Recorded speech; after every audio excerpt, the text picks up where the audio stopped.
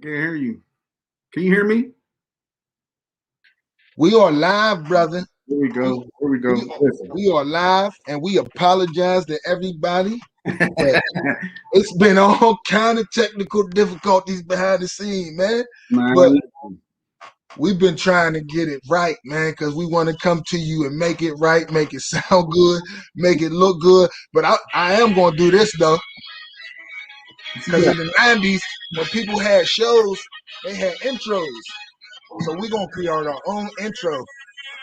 And this is the new intro to When the Lights Go Out. Right now it's just a beat, but I am introducing it. My brother, I want to thank you, man. Woo! It's been a long, long, long week, brother. Yes, it has, brother. Yes, it has. But hey, we here, man.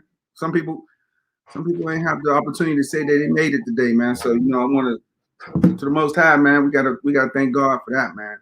Sure. Yeah, another week, man. We here, man. We here. Yes, indeed. Yeah, they said audio. I know. I seen it. That was Fletch's fault, man. I'll take the blame for it, man. No, my stuff was acting a fool too, man. Like, listen. To be honest, this show just like life, man. Oh. Stuff happens, man. You gotta troubleshoot, dog. What's up, Ben? What's up, Will? What's up, fellas? What's up, everybody? I want to thank everybody for checking in this another Thursday, 8 p.m. When the lights go out, man. Listen, we got one for the ages, man. We going from Pittsburgh, the 412, to Camden, the 856, man. It's gonna be a good one, man. It's gonna be a beautiful one. And behind the scenes, I just realized that Woodrow Wilson came to Turtle Creek in Woody High a couple years ago. Put on. Yeah, in that We Verse Everybody or whatever that little showcase they was doing. So, that's crazy. Yeah, that's deep. Listen, brother, how are you? You good? I'm good, man. I'm good. This is, another day with the kids, man. Working with these young boys out here, man. That's it's a mission, man. You know what I mean? That's all task. Yeah. So trying to get these boys right, man. It's rough out here, man. The society that they're dealing with is far complex, man. It's deeper than what we grew up on, man. It's deep. Yeah, well, I know with social media and things like that, it makes the waters real interesting to navigate. But listen, we got two special men who helping young people navigate it, who helped me. I know helped you, one of them. And we always can find the answers, man. There's always answers to the questions. We putting forth the effort. We gonna find them, man. So we going from Pittsburgh, number one, and a lot of us know this guest who's connected to the 15104 in Pittsburgh area, but to me, he's more of a big brother, father figure, leader. I mean, there's not enough words to tell you how much this man means to me. When I first was growing up in the Palisades and just being young and trying to find your way, you come across people and they take a liking, they take a liking into you and they put forth effort and show you they care. Right. So this man, he was all of that.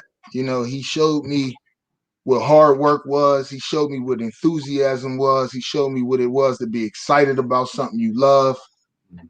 So, when the lights go out, this one is special to me. So without further ado, community leader, father, minister, activist. You need something, he gonna be there for you. He got a shirt, he gonna put it on you. You might be a 1X and he a 4X, and so it's gonna be baggy, but none other than my big brother, Mr. William Timbers. Big Sam, what's up, my brother? What's up? How we doing tonight, fellas? What's going on, Marcus? How you, man? Good, man. I'm blessed, my man. It's always a blessing to see you, man. It's always a blessing. It's definitely a blessing to see you two guys who've done it at a high level, around here in 15104 area. You two guys done it at a high level from grassroots football all the way to high school, all the way to college. and some even touch that grass, in the NFL. So I'm excited, to be sitting with you guys. I'm excited that I'm honored and humbled that you guys asked me to come on. And Dale, what you just said touched my heart just now. That's deep. Yeah, listen. Like y'all got a little glimpse of what I'm talking about. Listen, I know he might be Minister William Timbers to a lot of y'all now, but you can feel the infectious way he talks, the way he speaks, the way he carries himself. He'll have you believing. He'll have you having faith. You know what I'm saying? That's why I could see why he works, in his walk with Christ and all. And I know he's gonna have many people following and hopefully doing what they supposed to do with it. But Sam, listen, man, I'm humble. I'm thankful. Your family was like amazing to me. Miss Shirley, if anybody out there knows Miss Shirley and you comment and tell us. You probably stayed the night. She probably fed you. She probably changed you. All kind of stuff that his mom did for our community. So it's only right that you, your sister, that y'all doing what y'all doing for the community, Sam, and from all of us, man. Yeah. All of us, from the bottom of my heart. And I don't want to get all emotional and have tears come down. But if it come, hey Mark, listen, it come. That's why I'm here, man. Sam, listen. We can sit here and we got many stories about Sam, but just a short snippet of Sam on how I met Sam. I was probably, I think my first year of football was at Wilkinsburg, but I came to Swissvale at maybe 6 or 7. And Sam actually was my first quarterback coach. And what Big Sam was to me, man, was, he showed me how to have that ball and play action. I'm talking about twerk. You know what I mean? And I was, he's big, man. He's a big dude. He used to have that towel on his shoulder, the shorts, the Timbs. His voice is loud, but a little guy like me, he put his arms around me, man, and he showed me a lot of things, man, and he continued to support me through. He's always been one of those guys in the community to support all the youngest, but his voice and his direction, it helped me out a lot, man. And he's one of the guys he's the reason why he's on this show. Not only he helped you out, Dale, but he was always there to help me and give me, motivation and tell me, I did a good job or critique me or whatever it may have been. So we love you, man. And we appreciate you, coming on the show, man. And, we want to give you your flowers, man, and give you flowers. Hey, we're going to give them to you. And we're going to keep giving them. We're going to keep giving them to you, Sam. And a lot of the men that come on, and we got some special ones in store down the road with the ladies, but a lot of men come on and they, like guys like Sam, they so humble, man, and don't want to accept them, but we giving them out and you taking them and you ain't got no choice. So for the next hour, we're getting flowers, we hugging you, we telling you we love you because we appreciate you. Listen, but like the show said, man, we going from the 412, we getting in the car, we hitting the turnpike, and we hit it to the 856, Camden, New Jersey, man. If you ain't never been there, you better ask somebody before you come. You might need to call Coach Brown, man. You might need to call Coach Brown, man. Coach Brown, I'm coming through the spot, man. I'm coming to get some wings on the, on the east side. Listen, this man, I've watched from afar, humbly.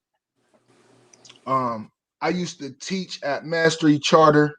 And I would come out and, they was out there getting it. And anybody know Woody High and our field, it wasn't, it was awful. Right. So that, we know and understand and respect the struggle. So this man has gone back home because he's originally from Camden and decided, man, I'm going to help some young people. I'm going to help them out of their situation. I'm going to help them want more, see more, want to do more, work hard, just strive for more because we're bigger than our circumstances, man. I don't care where you at. And I used to watch from afar through the fence, and a lot of the stuff he used to say was amazing. Listen, he just won a 2021 Congressional Freedom Award, which is dope, when he gets on, we're going to ask him a little bit about that. He's co-founder of Next Level Great Football Club. So we're going to ask him about that. 6 All-Americans, 14 All-State, state champion. Listen, but more than that, the kids that we don't know about that he's saving, that he helping get off the streets, man. So everybody that's in Camden, now in Pittsburgh, we got a new family member, we got a new friend, we got a new person we gonna support and follow. None other than legendary coach in the making, Coach Preston Brown from Woodrow Wilson High. What's up, Coach? Hey, what's good with it, man? You know, I'm happy to be here, man. 856 to the 412 is all love, man. You know, I appreciate the opportunity to be here, man. It's amazing. You know, thank you for that, man. Hey, what people don't know is when Mastery East Camden Middle. So I went to that middle school, and you know, Dr. Hayes, when he came to take over the school, I was the only person from Camden that he knew. So I actually helped him staff that whole entire building the first year that he got the job there. Wow. Prior to him coming there, he and I had a mutual friend, my fraternity brother. He and I were best men in the same for the same guy. You know, one of my best friends from undergrad was his roommate in grad school. So we both were in the same wedding, and he was working in Cleveland at the time. And 2 years before he came to Camden, I told him, like, yo, man, Camden got some work for a strong black man like you that really believe in education. You know, I was still, you know, chasing my football dream and working in a little corporate America. I always had a touch point with young people. And, you know, one thing I stand on is, you know, the difference between ordinary and extraordinary is that little bit of extra, right? So be the little bit of extra in everything that you do. So the things that are required in life, right? Your day job, whatever it is that you do, you go to work, right? It's on paper for you to do that. But what makes you over the top is the extra things that you do, right? My grandmother was a crossing guard for 30 years, right? Nobody highlights crossing guards, right? But the sacrifice they make each and every day to stand in front of a moving car, whether it's a red light or a green light, to let other people safely get across the street. Yeah, that's a fiduciary duty to ensure that the community is safe, especially young people. And, you know, I took heed to that. And, you know, a lot of that has, you know, passionable touch points in my life, right? You don't really know it when you're going through it. But as I became an adult and as I matriculated through the world, you know, it's those things, those foundational traits that I watch. You know, my grandmother display, you know, my mother, you know, those are the things that you carry with you, right? So as an adult, man, I carry that same spirit. Wow. That's neat, man. That's neat. Listen, Mark, I told you, man. Listen, we 15 minutes in. If you ain't catching the gems, man, catch up, please, man. Because all it takes is a little bit of extra. A little bit of extra. And that's deep. it. That's deep, man. When all else fails, man. Right. When everybody against you, when your back's against the wall, man. Right. When it's hard out there, just a little bit of extra. That'll take you a long. When you think you can't, that's because you think you can't. Right. You know what I'm saying? But if you thought you could, you would.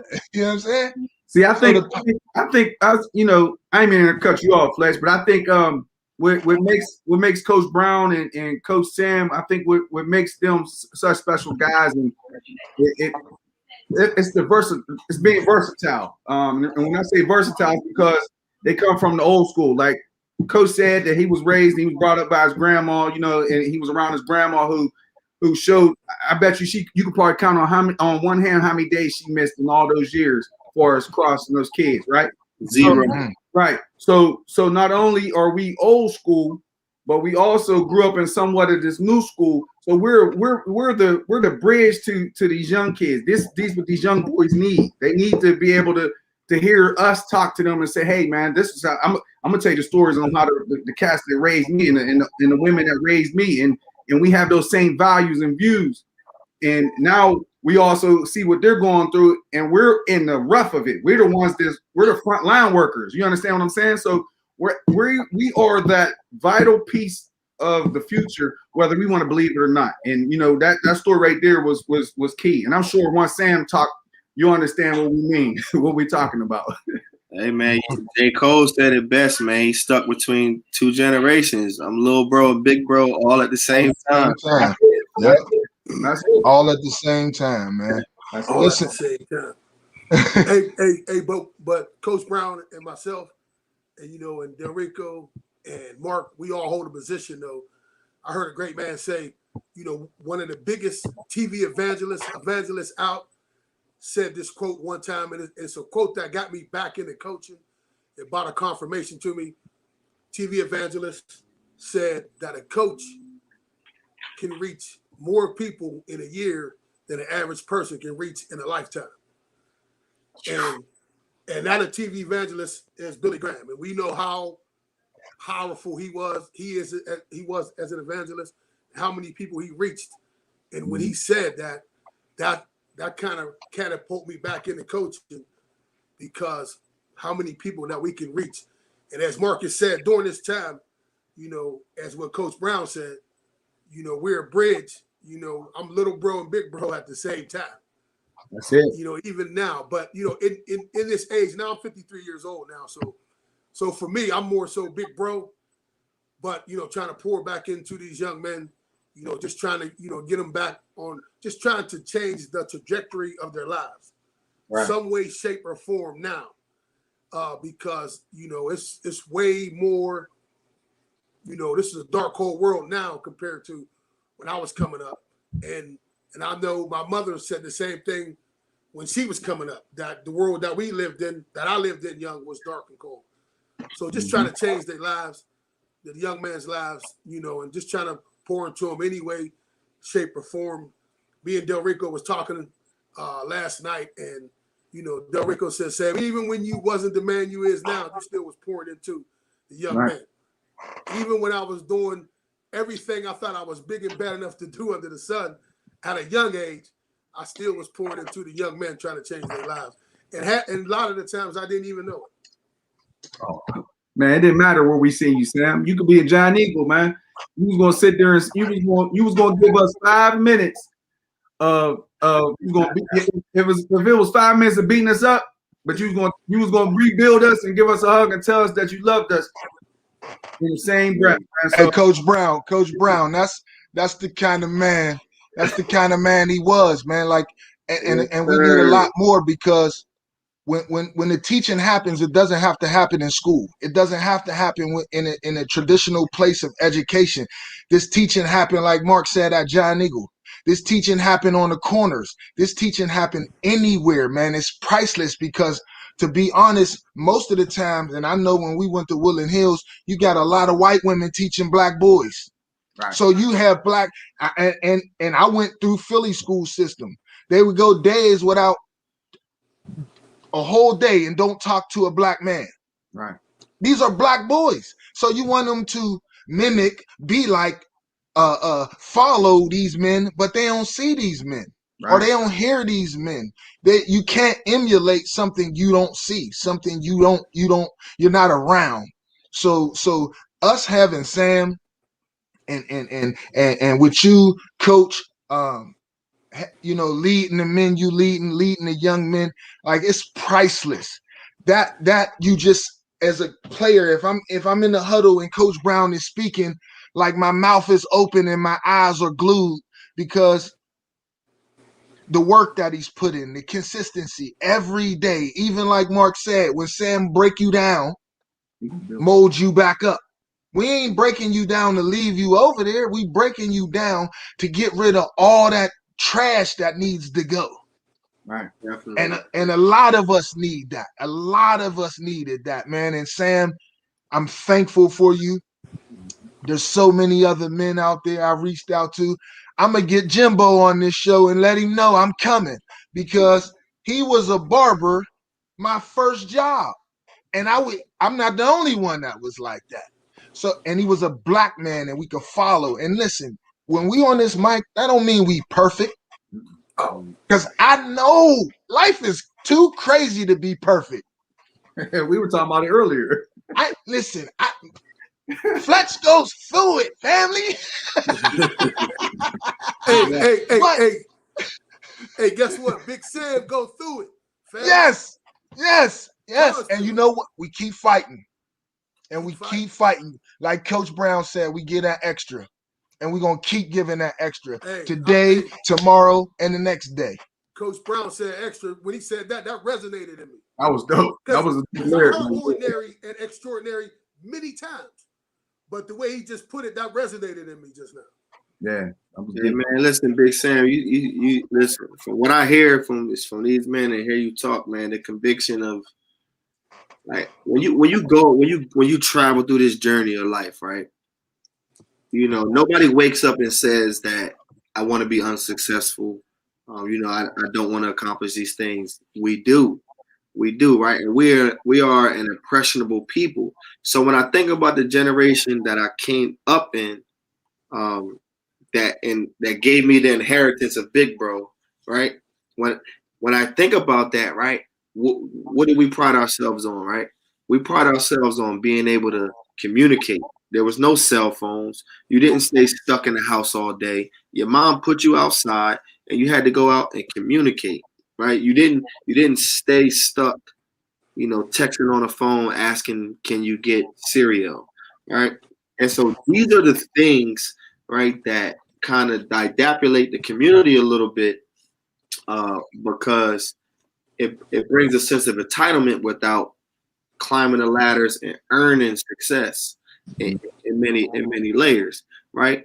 So one thing I talk to young people about all the time, right? If we're in the car, unless you're talking to your parents, you can't get on the phone. You got to communicate with one another, right? You can't get on FaceTime. You can't talk to other people because that engagement piece, the world is showing us that even basic customer service is taken out the window. You go in Walmart now, and what happens? Everything is a scan on your own. You got to have a problem in order to get a cashier or someone to come assist you. And that takes away from basic communication and customer service. That's the truth, bro. You know what I'm saying? Like a problem just to speak to somebody. Wow. You so right with that. Yeah, you hit the nail on the head with that one. We see it in every, like, the communication level is terrible. It's to the point that I know for myself, when I do get fast food, I only go to Chick-fil-A because the people nice to me there. Because you go to McDonald's and everywhere else, they need etiquette class. And I but it's a bigger issue because I was just watching basketball it's the playoffs, and we watch Russell Westbrook go through what he went through, and then Trae Young go through what he went through with fans, you know, one person spitting on him, the other dumping popcorn on you in Philly. And it's like the level of respect that people have, the level of decency, the level of just it seemed like no home training, and it's okay. Like, we okay with that. Part of this platform was to, like, our young men that we sending out into this world, we sending them out fully equipped, man. We're not sending you out. I went through it. I went to Rutgers and had to leave and come back. No, we're not sending our boys away to come back home to try to restart. You know what I'm saying? I did that to me. And that's why I'm in front of this microphone trying to talk to somebody and tell them, yeah, you seen Fletch score touchdowns, basket, but there was some stupid decisions along the way, and I don't want you to make those, man, because, you know, now it seems like all the debauchery, the lower self, all of this is being put to the forefront. Like, this is how we're supposed to conduct ourselves, man. Now, I don't mean to cut you off, right? But I'm gonna say this, right, as a part of my journey, right? Right. So the hardest thing I ever heard that stuck to me like I'll never forget, right? Really, from a coach that I had a difficult time with, right? He told me, he said, listen, when you out there coaching, right, it's two things. If guys are not doing what you want them to do, you either coaching it up that way or you're letting it happen. But either way, it's on you. So if you're willing to accept that on your watch, then you either coaching it up that way or you're letting it happen. And this came from a guy that I really didn't have like the best relationship with, right? He was a coach from another place, right? But he said that to me, like my first year when I got the head coaching job, right? Right. And I'm like, yo, I hadn't even had a first team meeting yet. I had just got announced that I was going to be the head coach. I walked into the first meeting. I had inherited a team that had only won 6 games in 3 years before I got there. Wow. And the first thing I said was, you will never, ever know what it feels like to be a loser. Not losing, but what it feels like to be a loser. You will never lose in the community. You will never lose in the classroom. And you will never lose on the field. Because if you overwhelm their life with positivity and mindset, right? I was working as a dean of students. The year before I got there, there was 6,200 out of school suspension days. My first year, we didn't even have 500. Wow. Because we just changed the mindset that we wanted kids to be in school. Was it a lot of hard work? Hell yeah. Did I have a lot of long nights? Yes. But when I looked at the policies that was in place, the policies were designed to keep kids out of school, but the messaging was saying we wanted them to be in school. They just had to believe. We increased the graduation rate by 15% every year that I was at the school as the dean of students. See, see, hold on, pause right there, big brother. See, that's what we doing this, man. Because we hear all the stuff in the paper and we see everybody score touchdowns, but they not going to glorify that, man. That's what we going to glorify. That's what we going to stand on, man. So when you making things like that happen, we going to big you up here on When the Lights Go Out every Thursday, 8 p.m. There's no doubt. We got head coach Woodrow Wilson, Preston Brown in the house. We got community leader, activist, father, minister, all around just great man. Sam Timbers in the house with us tonight. Mark, man, listen, it's another powerful show, man. We getting gems dropped on us. And coach, hold on, coach. I see the comment, my boy. Hold on, coach. Your guy's in the building. My boy, East Camden's finest right there, man. East Camden in the building, man. What's up, Ed Coleman? Special, man, with the dark visor, man. AC, the 44 special with the dark visor. Listen, I had to go back because Ed's my guy. You know what I'm saying? This is what I mean by when you make calls because you ain't from where you know what I'm saying? I grew up in Pittsburgh. So I called my guy, hey, my brother, I'm coming to the hood today. Yeah, you come on through. But I had to do some research on Ed and to knock your block off when he was playing, man. Like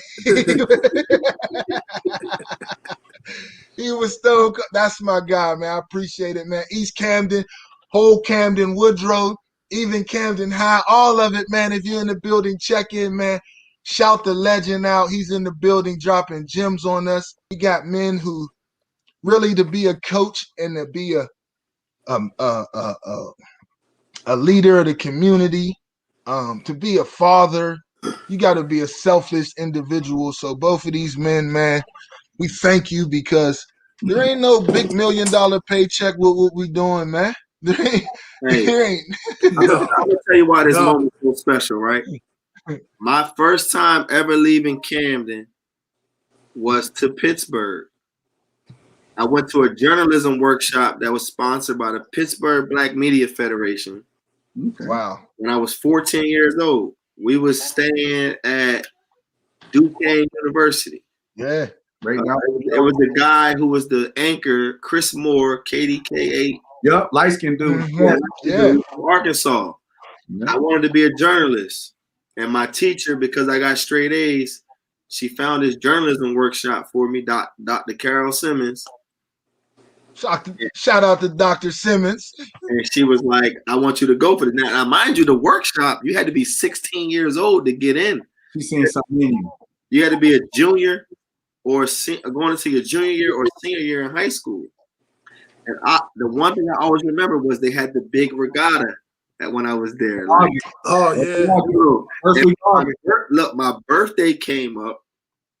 but it was like a lot of pretty girls at this thing. So I lied about my age because I didn't want nobody to think that I was 14. I was kind of tall, you know what I mean? But and then I remember my mom took the Greyhound bus up there. So I got put on the Greyhound bus by myself at 14 to go to the event.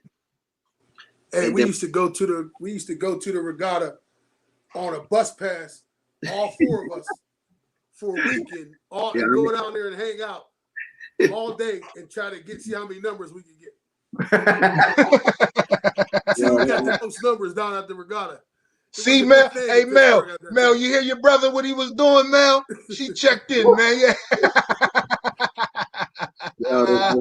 No, listen. Shout out to the ladies who are all in our corners, man. All of our mothers, our grandmothers, the reason why we could sit here, man. Like, I mean, we can't go no further without speaking about the launching pad. We can't go no further without speaking about Jolene. Listen, I live right across the hall from Jolene, and I admired how she raised her children, especially raising two young men in the household right across from me, and they both playing, sports at a high level. They both, going to college, and she had her daughter too, and she did very well with her daughter. Now, many times you may hear a mother can't do it without a man in her life, but there are some exceptions. Saying that a woman can't raise a man.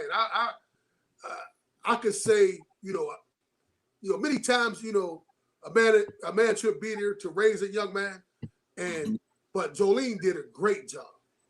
She did a wonderful job, and I give her high praise all the time about it. Shout out to her launching pad like Rocket Ismail, and his brother. Remember they called their mom the launching pad. I called launching pad.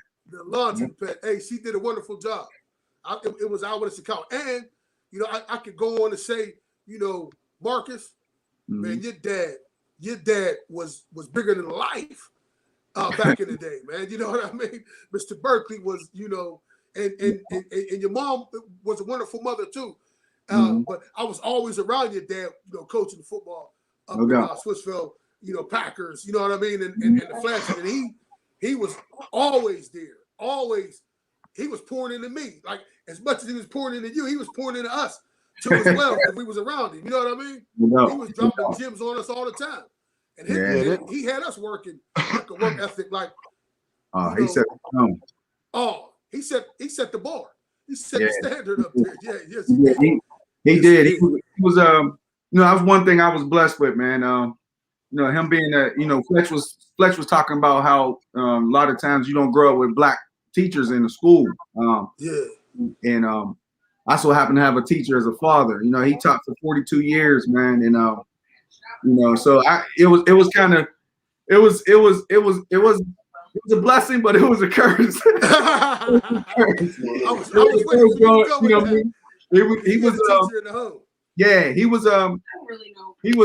was something else, man. But Charles, my dad, he's still here with us, man. So but he was very supportive, but he stayed on my behind, man. And I couldn't get away with murder, man. But he taught me so much, man. But one thing I learned, the biggest thing I learned from my father was love everyone and always help out, man. He was helping out so much in the community, man. I at a young age, I didn't realize what he was really doing, man. And I still see people out to this day, man. They're like, man, your dad helped me out. And people I don't even know, your dad did this, your dad did that. So, and I just pray that I'm half the man that he is, that he put in half of the work that he put in, man, because his resume is something special, man. I'll say this, man. The reason why I brought up the foundation, because we all have it, and sometimes it gets overlooked, and sometimes we're not thankful enough as we should be, man. So that's really why I brought up, foundations of our mothers and what they've done, what they've sacrificed. I remember I remember growing up, and we didn't have a lot, but I remember vividly we had the Encyclopedia Britannicas in the house. In the projects, we had them thick books, man. So if I'm on the mic and I talk too much because my mom say I do a lot of times, it's her fault. Hey, It's her fault. These books was thick, and I used to, when you ain't got nothing else to do and you a night owl and you stand up late, you read a whole bunch of Encyclopedia Britannicas, man. So I we didn't shout have out. We didn't have Siri, bro. We didn't have Siri. Shout we ain't had I couldn't ask Google. Wasn't no ask nobody. It was go hunt for an answer, man. But that stuff makes you sustainable to this day, man. That kind of extra effort, like Coach said in the very beginning, when you get to Google, yeah, it's easy, man. You just type it in. But if you got to really stand up and go work and get on the bus and go to the library, like, you'll appreciate that journey so much more rather than just picking up the phone saying all the answers is in here. You know what I'm saying? You won't appreciate too much because it was given to you. But you'll appreciate things a lot more if it comes with some work. You know what I'm saying? If it comes with some sweat equity, if it comes with on a journey where you got to navigate things, man. So, shout out to all of our foundations, man, for instilling certain things in us. Sam said you can't do it without a man. I won't fully agree with that because I did rob and steal from the men in my life, and Sam was one of them. Because Heathcliff Huxtable was another one. It wasn't Bill Cosby. It was Heathcliff Huxtable. You know what I'm saying? I picked from him too. It was a lot of different men that you choose to pick from. But shout out to our foundations, because without them, we wouldn't even be here. But can I say something just about the legacy of the Black woman, right? So my grandmother was a Haitian immigrant that came over on a boat in 1932 at 4 years old, right? They took all the men off the boat in the Florida Keys and sent the women and children up the Atlantic. And they docked on the Camden, Philadelphia dock somehow, right? So you got to think, 1932 was the same year as the Great Depression started, right? And so 4 years old, and she never seen her father again. She had a third grade education, but she gave the world as a crossing guard like more efforts and energy. Like, my grandmother never even voted in her life. Black women were the last people to vote in this country, right? And so the sacrifices that they make in the areas where we majority live, it's a great sacrifice, man. It's a great sacrifice. I thank my wife every day for the, we had our first child when we were both in college. I went to Tulane. She was at Rutgers. And she had a baby. She's seen it through. We made it through. Like, we going on 12 years of marriage coming up this year, like 16 years altogether. Congratulations, brother. It's a sacrifice that, it might look glorified now when people see pictures on social media, like it looks perfect. Mm-hmm. It's never been perfect, but the effort has always been extraordinary, because we want to make it work. You feel me? Like, no doubt. And that's the mindset that everybody on this call had, right? You left Rutgers or had to leave, but you wanted to finish. Mm-hmm. Right? Yep. It's that want to that bring the dog out of you, right? It's that extra, like, damn. Right, when we had to go to the library, right, to catch the bus across campus, to go to the library during finals time, the computers wasn't working the way they work right now. Them dial-ups was terrible, right? We get the word processor down, right? But how many times did the computer freeze on you at the library? If you ain't saved, you was in trouble. You know what I mean? So you're like, you know what? I'm gonna just write this thing out, and then I'm gonna wake up at like 5 in the morning, and then type it. You know what I mean? Like, and then AOL Messenger was going off. You know what I mean? You trying to, so like, But people don't know. This is what I talk to people about all the time. The 11th hour is real, especially for student athletes, right? When you go to college, I talk to every coach and on behalf of my guys, who is going to be in my guy's corner in the 11th hour. The 11th hour says that I done got up for 6 weeks straight at 5 a.m. to go work out for 5:30. And then got to be at an 8 a.m. class. I got mandatory breakfast, then practice, then special teams meeting. And I'm not even playing this year like that, coach. Like, I'm not feeling this. And I live like 600 miles away from here. So, like, who can I lean on? Who can my guy lean on in the 11th hour? Everything is sweet when you're getting recruited. Everything. Well, I talk to you about the 11th hour. The 11th hour is real. Like, yo, listen, Mom Duke's at the crib. Like, my mom put me on a Greyhound bus with $80 in my pocket at 17 years old. She had $84. She asked me for the $4 back so she can pay the guy that gave us a ride to the Greyhound station. She didn't give me a hug or a kiss. She said, listen, the world don't have no sensitivity for no young black man. You take your ass to college and you make it. You do what I know you're going to do. Mm-hmm. I'm like, all right, yeah. You know what I'm saying? Like, Mom Duke just gave me the energy that I need to, like, go ahead and make it. You feel me? Like, when I was in college, I always walked around with a book bag. My teammates was like, yo, man, they got a video shoot down there at the Magnolia Projects, man. Like, I'm like, listen, dog, I'm almost 2,000 miles away. I can't go home empty-handed, bro. I'm going to class. Mm-hmm. You feel me? I need that paper. I'm going to class. Like, the party will still be going on when I get there. And that's the separation of, right, you being able to decipher, but like an extra 2 hours of fun in college, when you really think about it, always going to come.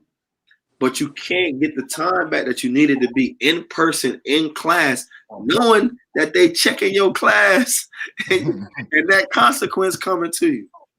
Yeah. Right. And these are the conversations that I have with guys that I coach, because this is not what's talked about in recruiting. Right. Nobody talks about, like, yo, look, bro, we got like you can't miss breakfast. You know that, right? Like, you can't even be 5 minutes late. So nobody talks about, like, time management and what happens, like, off the schedule, right? The schedule says 25 hours a week, but it's really like 50. Mm-hmm. Yeah. And if you want to be extraordinary, right? Like, how does a guy, like, when you think about the years you wasn't on the field playing, right? And the years you were doing two totally different things during those years. Right? Something clicked in your head and say, yo, you know what? Nah, bro. When the lights come on Saturday, 81 gonna be on the field. I promise you that. Yeah. I promise you that. Mm-hmm. That's exactly how I felt, man. That's exactly how I felt. Listen, man, you gotta sacrifice. I used to tell people all the time, man, like, yo, Burke, man, you going to the party? It used to be to the point I used to play so hard. I was prepped so hard. A lot of times after the games, I would be in the hospital getting my elbow. Now, we played on old AstroTurf. Ooh. My elbows from diving to get the ball. I played receiver in college. My elbows used to. Me too, dog. Me too. I'd be in the hospital. My mom and dad be drive. They drive all the way to the games. I'd be sitting in the hospital like this while everybody's at the party. And it was just, I played so hard. I didn't have time to party. I would party after the season. And when I partied, it wasn't really partying. It was just me just being there. I was so in tune with my craft and me going to school, man. I didn't even have time to do that type of those things, man. It was like you said, it's about sacrifice. And I'll tell these young dudes all the time, I say, listen, man, you got 4 years, 5, maybe some of y'all going to get redshirted, but you got these 4 or 5 years that can put you in a position for the rest of your life. All you gotta do is just focus. Just focus. It's hard. You're gonna hit some walls. Like Fletch is one of the people that I looked up to, and he talked to me. When he was going through that thing at Rutgers, there was times that he was coming to Lock Haven and was kicking with us and was telling me, like, little bro, don't do this. Do like this. Do things like this. You know what I mean? I learned from his mistakes. But that's not saying anything bad about him, because he was one of the reasons why I was able to succeed. You know what I mean? So I tell these young brothers, man, listen, it's not all peaches and cream. Like you said, Coach, when 11th hour come, that 11th hour ain't no joke, man. It's coming, bro. It's coming. Look, you got to deal with girls. You got girls. You got to deal with girls. Oh, I got to go home. I'm in 40. Man, I can't wait to see her. Hey, Mark, let me ask Big Sam. Big Sam, if you sitting in front of these youngins, man, if it's young Fletch again, it's another youngin, and he's trying to navigate this thing called sports and life, man. Please, if these young people out here listening, please give us some game that we could put in our pocket and hold on to, so that we, you know what I'm saying, we don't make some of the same mistakes Fletch made in the past.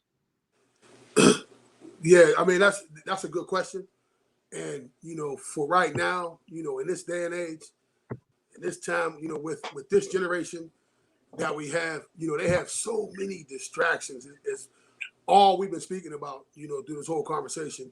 Social media heavy, telephones. I'm back to coaching grassroots. I've never seen so many kids bring their cell phones to practice and during practice. Now, in high school, you can't have that on a football field. But in grassroots, as Coach Brown said, it's either you're allowing it to happen or you are, you coaching it that way. So that's a line right there that you have to draw in the sand when it comes to that. But these young men, like I said, they are so much more than what we was coming up. They know so much more because of social media, and they're engaged in so much more. And so it's a it's a fight. It's a fight to be able to drop some gems on them, and hopefully they get it. But it's guys like y'all. Like right now, I had Rontez Miles at my practice to be able to speak to them. And I've had Demetrius Baldwin at my practice to speak to them. And I got Keenan Mosley, Smith grade, to come through to speak to these young men. Where Rontez Miles, his testimony is crazy. What he said to the young men, and I coached him and never even thought about his testimony and what he went through as a young man. And to be able to persevere and to make it, doing the extra that he did. So I try to bring quality guys in to speak to them and give them some knowledge and some wisdom and some understanding. But I also show them much love. I put my hand around them and I talk to them, tell them, that they are loved, that they are appreciated, and that Black and brown kids, they have value. They definitely have value. Where in the society we live in, it's always looked at that they don't have value, but they do have value. And so I speak to them, I speak life to them, pour into them, try to lead and guide them in the ways that I would do my sons, and just speak to them, in that way and manner, and also let them know that it says scholar athlete. It says student athlete. I tell them every time, you got to compete in the classroom, just like you compete on a football field, basketball field. You got to compete the same way. I said they go hand in hand. I talk to them, that way, grades, education, manners, ethics, morals, values. I try to pour that into them all the time. Listen, that one big thing you said, man, was love. Love conquers a whole lot, man. When you really show that and you consistent with it, man, it's infectious. It rubs off on people. I don't know if you've been in the. That's when you're supposed to drop the Bob Marley. This is love. This is love. This is love. Hey, coach, we growing, baby. We grow. I just went and looked at a studio today, Coach. We growing, baby. Listen, tell a friend to tell a friend. When the lights go out every Thursday, we got Coach Preston Brown in the building from Woodrow Wilson High. We got William Timbers, community leader, activist, father, minister, just an all-around great man. For the last 50 minutes, we've been dropping gems on you. Oh, Man, listen. We got two things to shout out. First, I want to say happy birthday, Sam, to your son, to the big boy. happy I born. want to say happy birthday to him. Happy Secondly, I birthday, want every big fella, big yeah, Quinn. big to the big Quentin, man. That dude, listen. He would, yeah. We gonna go there for another day, but he was amazing. But on another note, man, one of our people who've donated to the show, Dave Tate, man, I want everybody to send a salute to Dave. His daughter's in the hospital right now, so I want us to send some positive love to him and his baby girl, because that brother has supported the show. I mean, he's one of the reasons why we're gonna be taking part of this to a studio, to a real studio. So no, his name is Dave Tate. I don't think he's a Q. Ben is on here as well. Ben Tate he's been commenting. There you go. Yep. Ben's on there. So send your prayers out. Nah, neither one of them is Q, I believe. No. They ain't your brothers, man. You was about to go ahead and send the secret.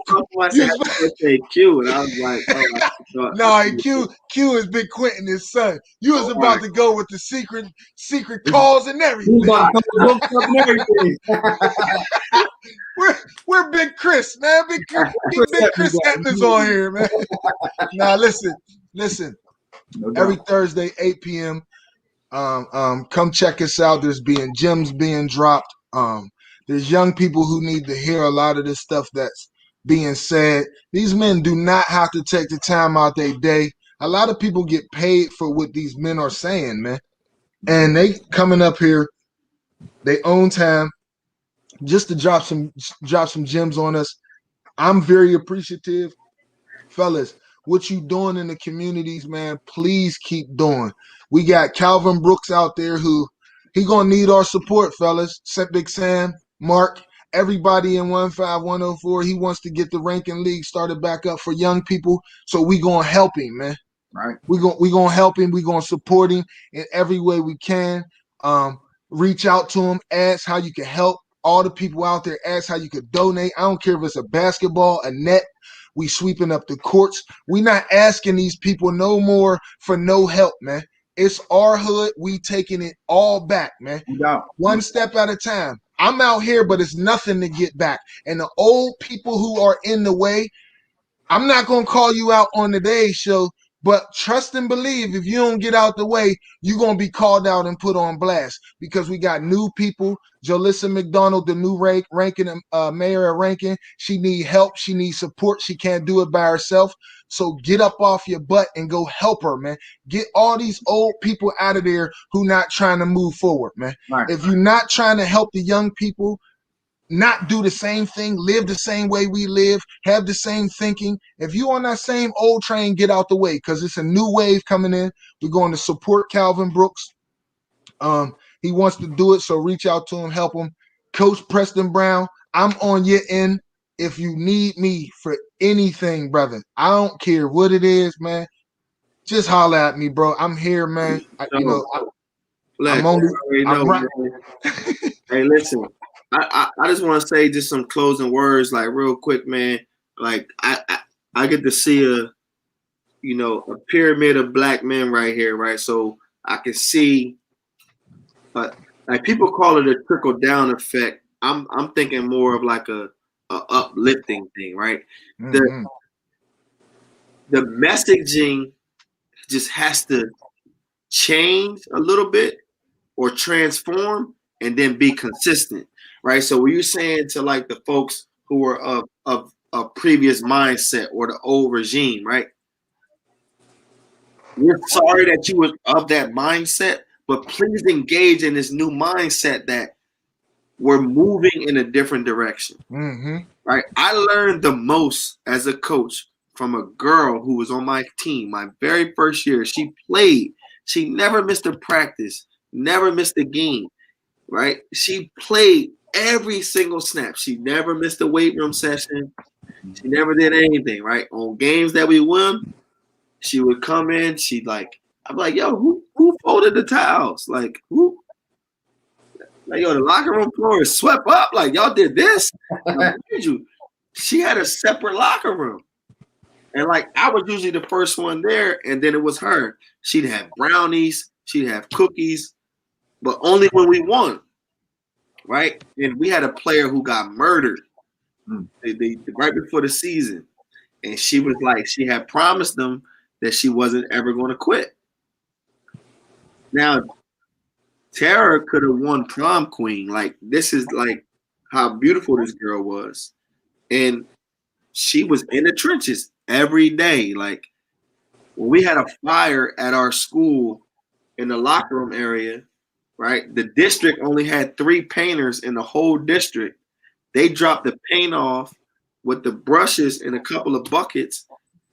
And me and her painted the whole locker room all over. Got it done. And so it was her dedication and her passion, right?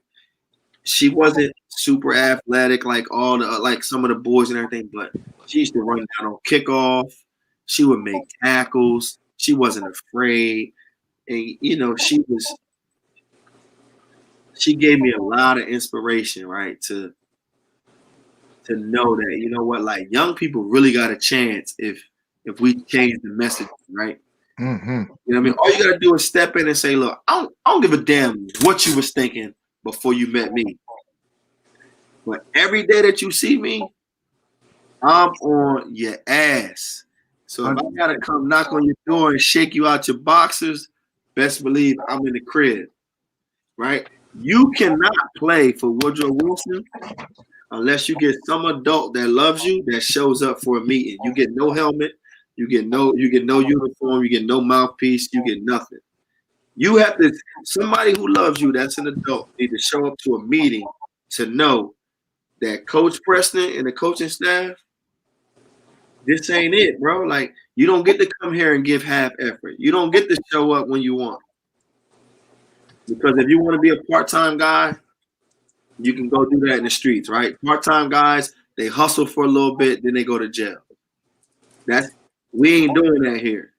And I'll be damned if the gangs and the drug dealers outdo me. I got way too much of this. They can't outdo me, and they know it. And if any one of my guys ever touch the block in any way, they know I'm coming. I'm showing up. What he have? Hey, If you ain't listen, y'all ain't listening to this, something wrong. what he have? You ain't listening. They gonna up. outwork you. We can't play Woodrow Wilson right now. They're gonna outwork us because their coach sound different than our coach. Hey, but their coach also demands more than our coach.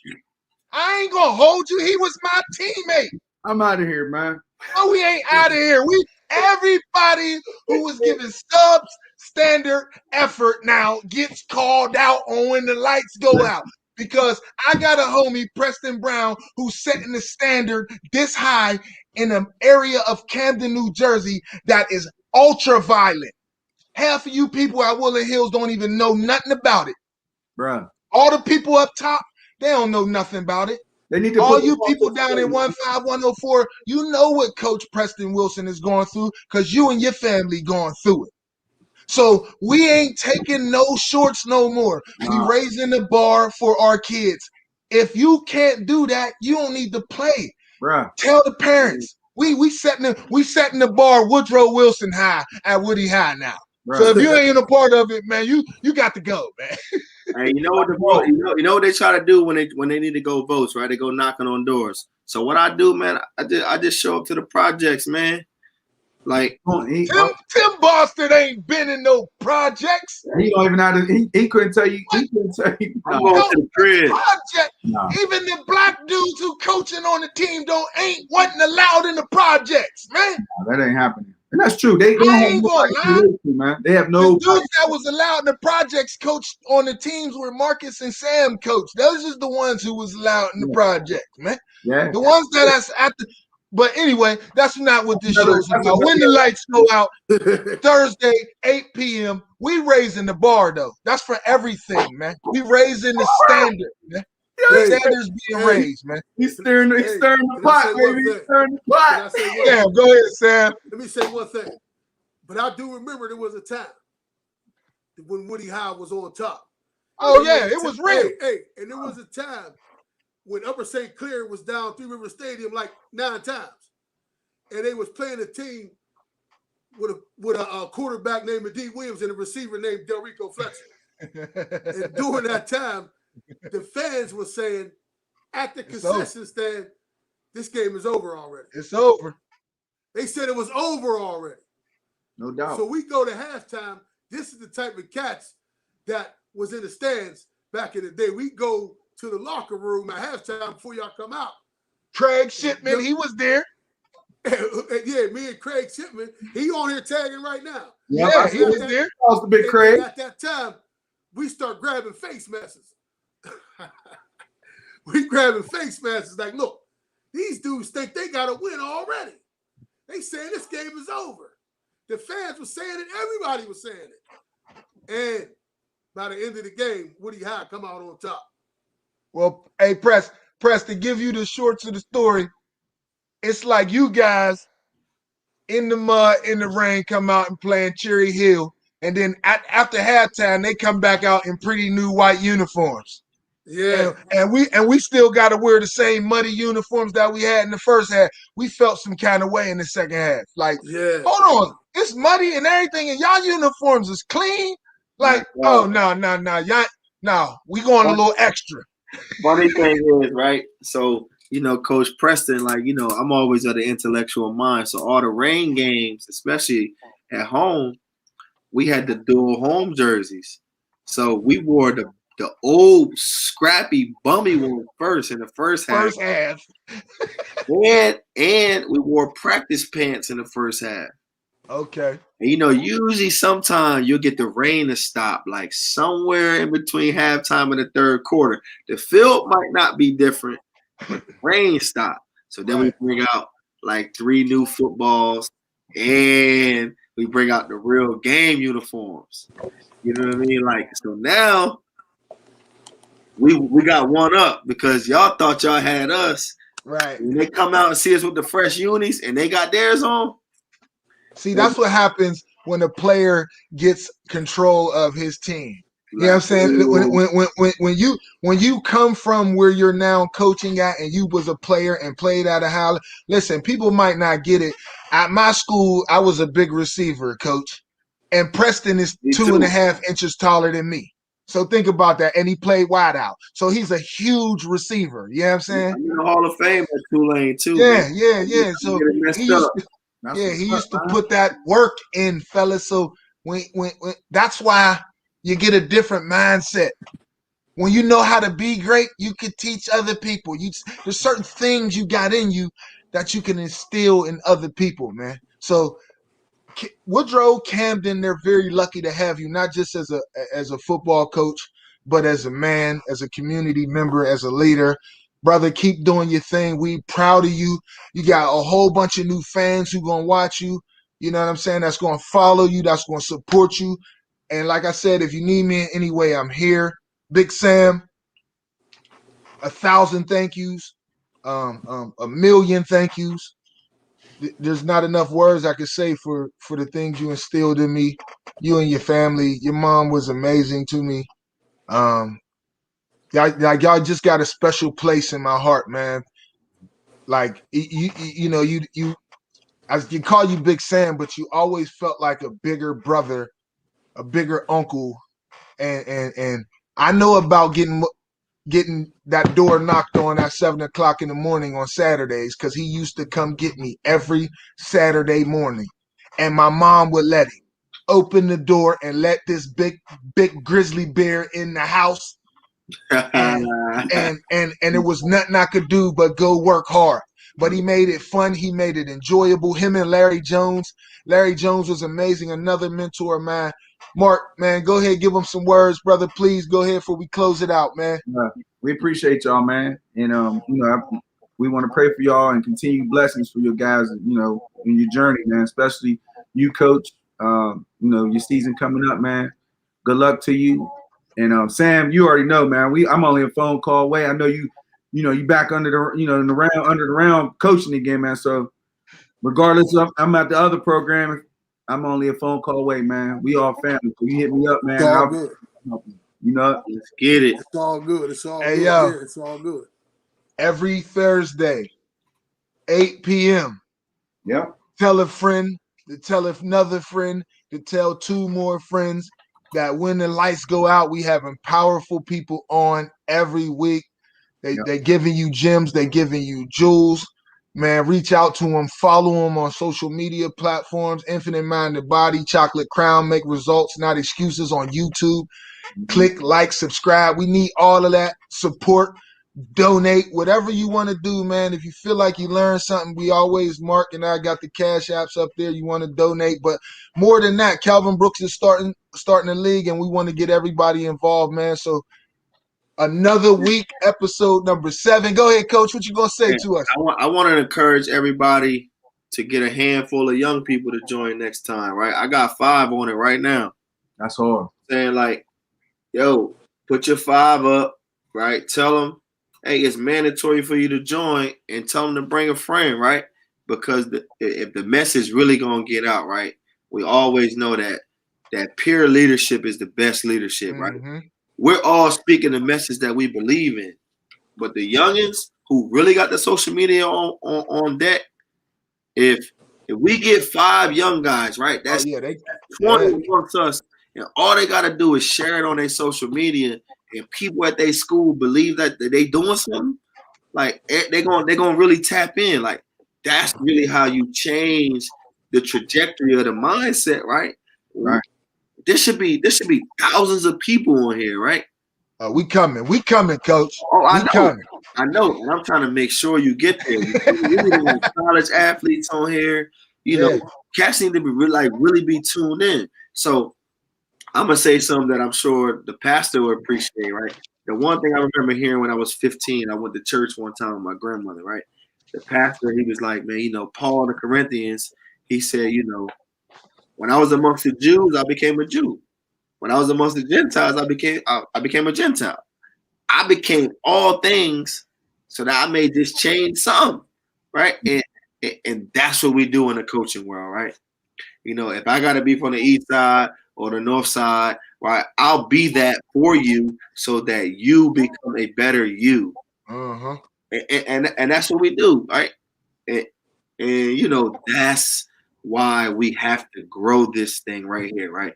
This thing should be on the front page of the USA Today. You know what I mean? No, you just spoke it into existence, man. That's what's going to happen. I just spoke it to existence. Yes, you did.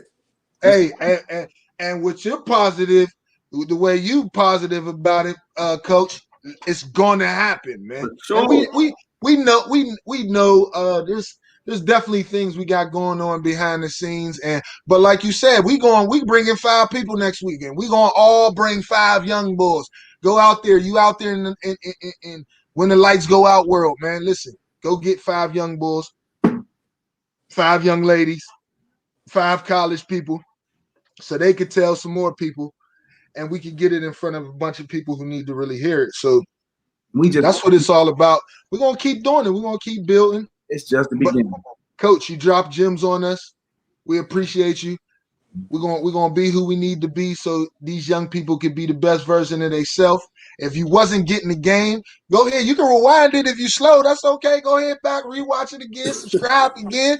Go to another social media account and subscribe again. You know what I'm saying? Hit it a few times. But no, listen, we appreciate y'all. Every Thursday, 8 p.m., another dope episode. Mark, man, what can I say, man?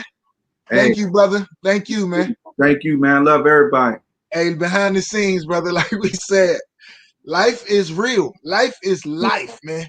But we're going to keep bringing it to you every Thursday. Sam, Coach Brown, I appreciate y'all, man. Peace. Peace.